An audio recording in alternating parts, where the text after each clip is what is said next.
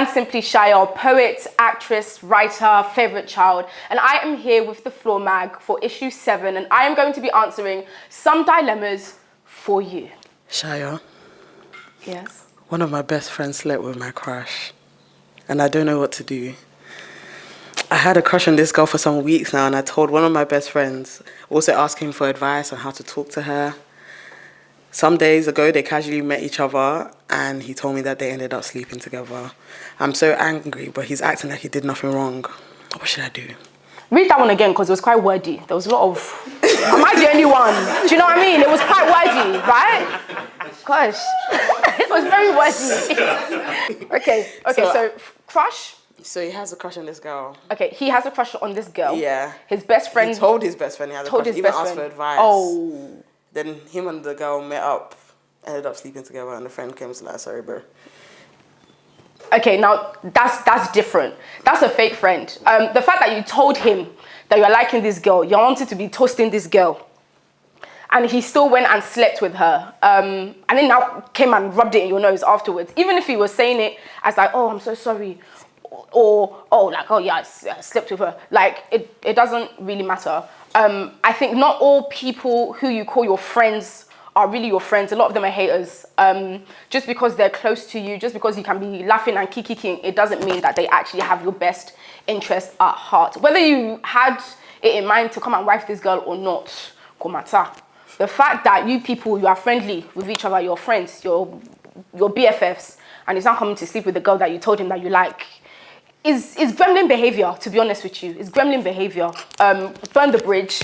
And don't associate yourself with the girl. Don't associate yourself with the boy anymore. You are better than that. My boyfriend never initiates sex, and it's starting to make me think there's something wrong with me. I tried to be subtle about it, but he hasn't caught the hint. What should I do?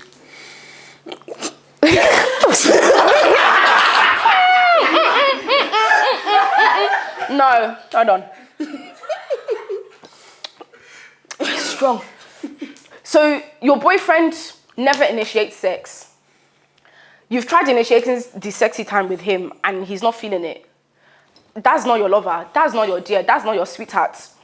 The fact that you're in a relationship and he's acting like you're not attractive, you're not feeling, he's making you feel like you're not attractive. He's not making you feel like you're desired.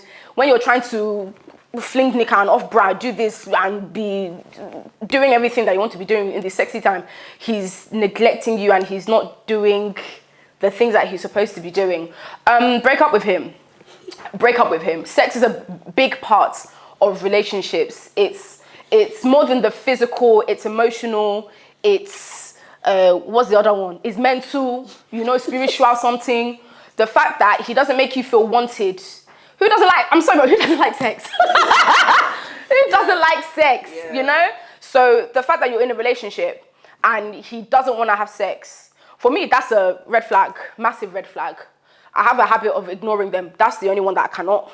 As red as this, my shirts, you can't miss it. Break up with him. Don't even talk to him, I'm sorry. Let me give good advice. Talk to him. The fact that you're in a relationship and you're feeling this level of discomfort, you need to air it out. You need to confront him about it and find out what the real problem is. Whether he's got a low libido, low sex drive. If you want to work on that, that's fine. If you want to figure out how it is you're going to maneuver in the relationship, having accepted that your partner doesn't have the same kind of sex drive as you do, that's your own personal something. But just make sure you communicate. I think communication is the beginning of solving this dilemma in particular. I break up with him though, but I'm in a good relationship, but I want to be single. I've been in a relationship for 6 years and we've had our ups and downs, but for the last 2 years, I can't stop thinking about being single. My partner is good and he holds it down, but a part of me feels like I'm being held back by being in a relationship. Am I being selfish? Yes. But sometimes being selfish isn't bad necessarily. Like, you've been in a relationship with him for 6 years and you're now feeling to be single, then be single, but be ready for the repercussions. The streets don't love you. The streets don't love anybody. I'm not going to be lying to you. I've been single for a very long time. I've been single for a very long time now. The streets don't love you. They don't love me, my dear. But if you keep fantasizing and dreaming... Do you need some time? Since you've been fantasizing about being single for a while, maybe you should be single, you know. But if you've got a good man, I've heard that those are hard to come by. So it depends. Have the conversation with him. Let him know how you're feeling. Maybe it's that you people now come and decide that you want to come and be taking a break and go your separate way a little bit. Whether he wants to now come and return to you is a different story. But communicate with him. Let him know that you are feeling like you want your own space. You want to be single for a little bit. And see how it goes. But, I mean, people don't want to be single forever. How long are you looking to be single for? Is it so that you can be sleeping around and be sexing other people, or because you just want to be by yourself? And be ready for him maybe not taking that well, and then you being single and joining us on the streets. Good luck. My husband stands neutral after his mum called me a bitch. I don't even want to call her mother-in-law. I just call her his mum. His mum is always by my husband's side. Her husband's not defending her from the mother. What should she do? That's a very, very sticky situation. First of all, you need to talk to your husband. Let him know. Do not take me for idiot. Don't take me for idiot. The fact that you're just... How can his mum call you a bitch and he does nothing?